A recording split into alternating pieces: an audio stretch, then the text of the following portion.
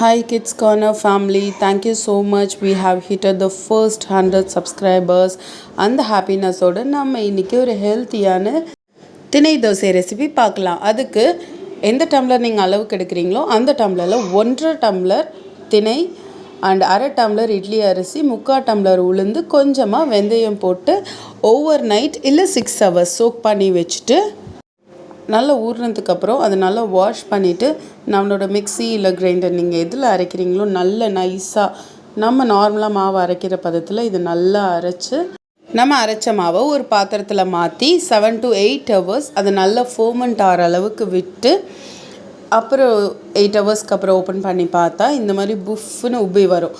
அதை நல்லா ஒரு தடவை மிக்ஸ் பண்ணி விட்டு தேவையான உப்பு போட்டு நல்லா கரைச்சி வச்சுட்டு அண்ட் ஹாப்பி டு அனௌன்ஸ் நம்ம ஸ்ரீஸ் ஆர்ட் அண்ட் கிராஃப்ட் சேனல்னு ஒன்று ஓப்பன் பண்ணியிருக்கிறோம். இப்போ நீங்கள் பார்த்துட்ருக்கிறது பாட்டில் பிரிண்ட் ஃப்ளவர் கேஸ். இது அந்த சேனலில் நான் ஃபுல் வீடியோ அப்லோட் பண்ணியிருக்கேன். Just to check it out. இந்த சேனலுக்கு எவ்வளோ சப்போர்ட் கொடுத்தீங்களோ அதே சப்போர்ட் அந்த சேனலுக்கும் கொடுக்கணும். Thank you so much.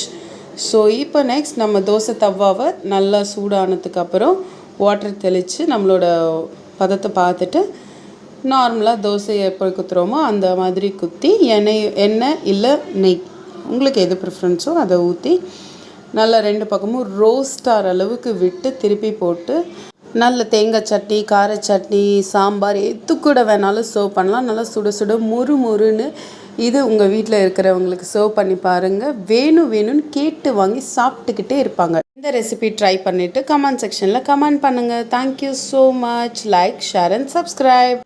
Thank you.